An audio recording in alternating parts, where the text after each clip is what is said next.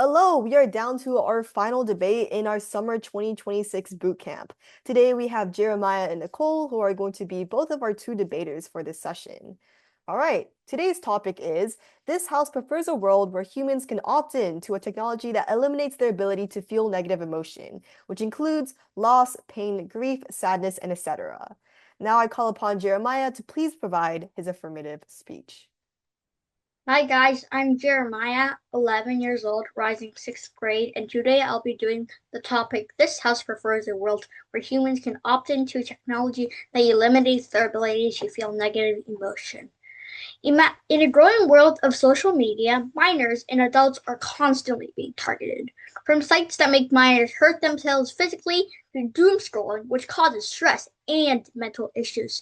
So, this is why I am affirming the topic. This house prefers a world where humans can opt in to technology that eliminates their ability to feel negative emotion.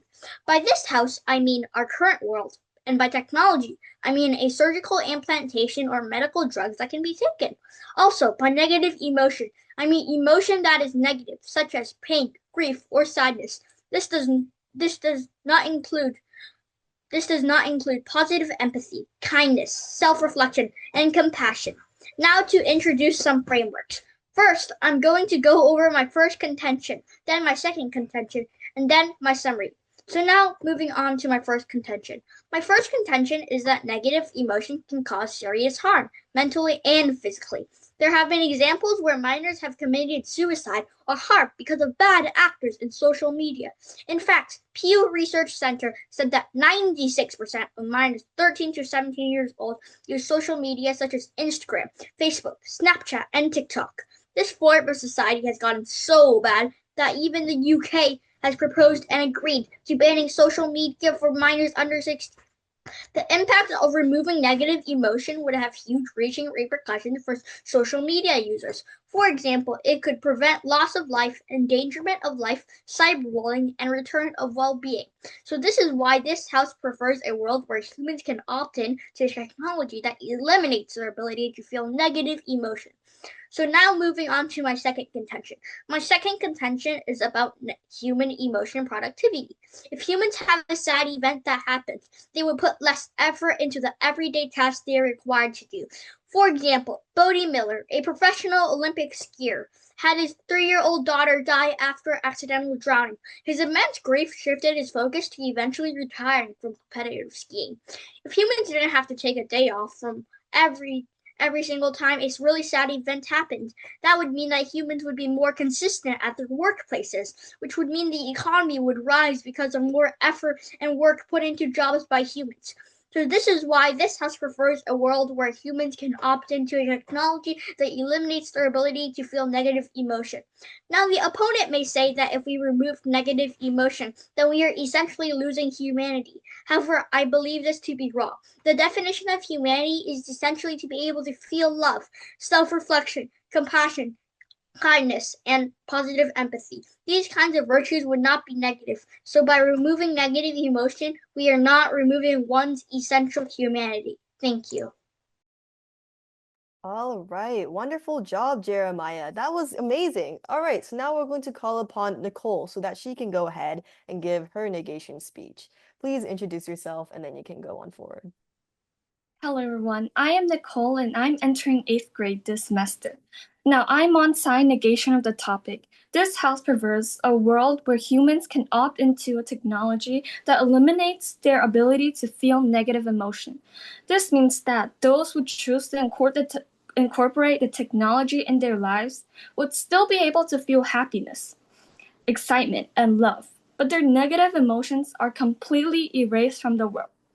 Now, first of all, the debate is not about whether suffering is good. Abuse, trauma, depression, and mistreatment is always harmful, and we can agree upon that. The question is whether the best way to react to suffering is to eliminate all negative emotional responses, although some may be helpful.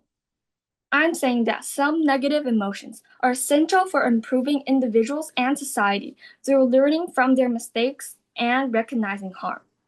My first contention is that negative emotions help people learn and grow from their mistakes.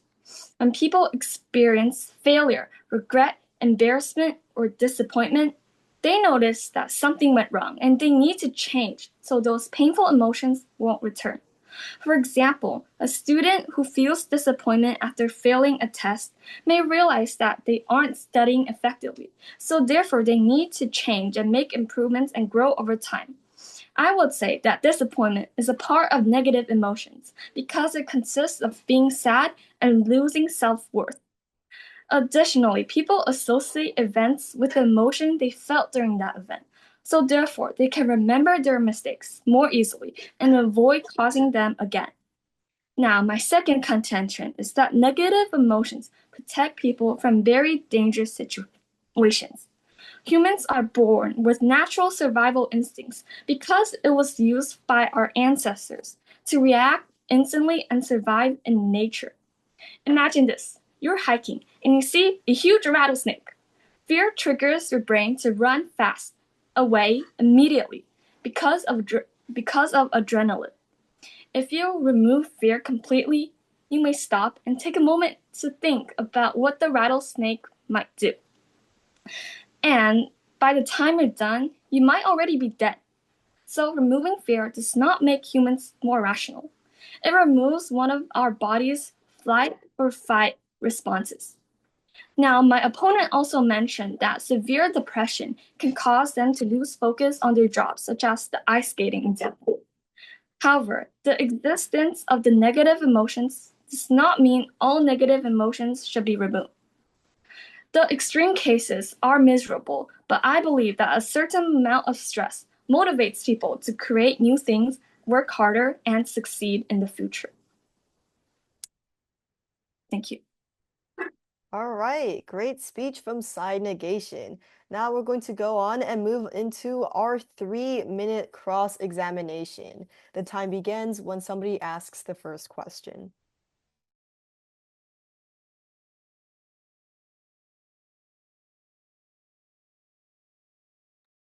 May I take the first question? So I have a question. So when you said that if you say that you look back at your things, what you at like sad you at events and not to repeat them again, isn't that basically also positive empathy? Because aren't you looking back at an event, reflecting on what happened and resolving to do what's better? That's positive empathy and self-reflection.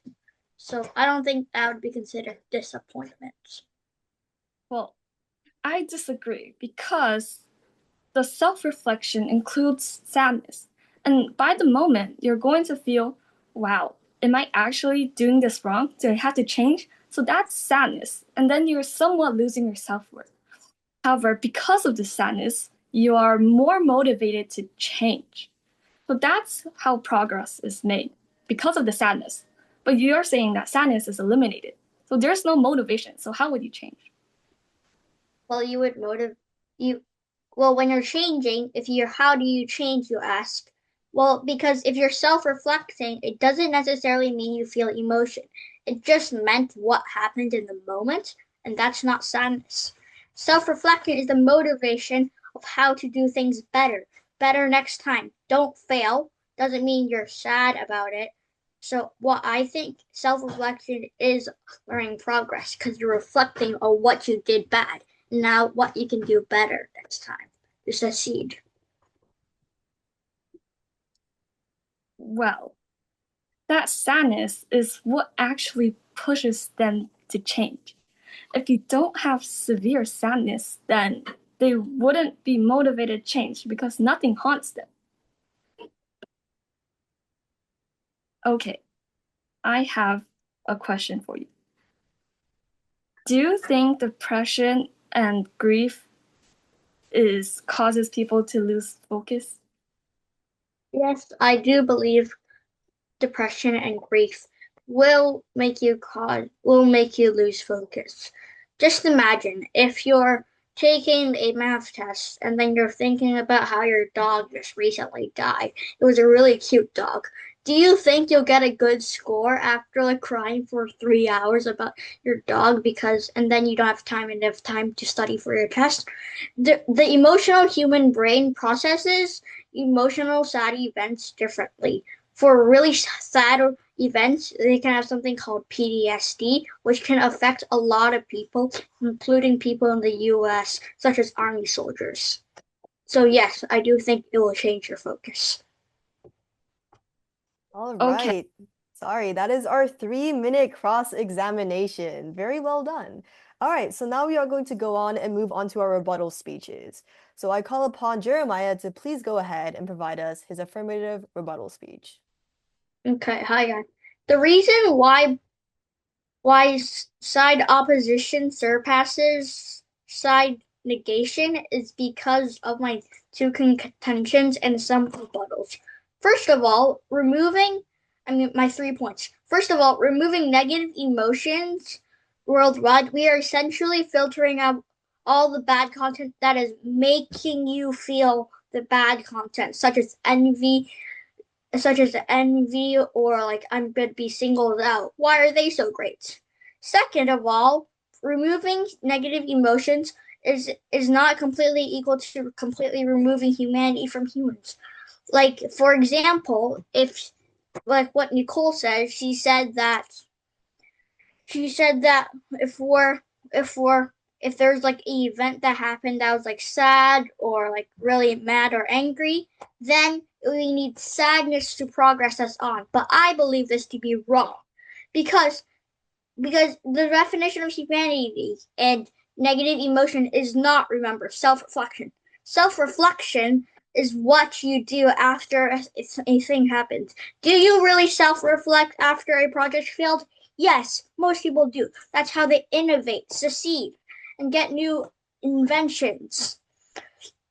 Last, removing the ability to feel negative emotions would make the economy rise because of humans being more focused at their jobs, putting more effort in their jobs, which results in productivity at workplaces, which then results in an increase of in the economy. So this is why you must vote for side proposition. All right, great speech from Jeremiah. Now I call upon Nicole to give the final speech on side negation. My opponent said that things such as cyberbullying and harassment online cause many teenagers to become suicidal. I agree that's very miserable, but eliminating the negative emotion does not eliminate the root cause of suffering.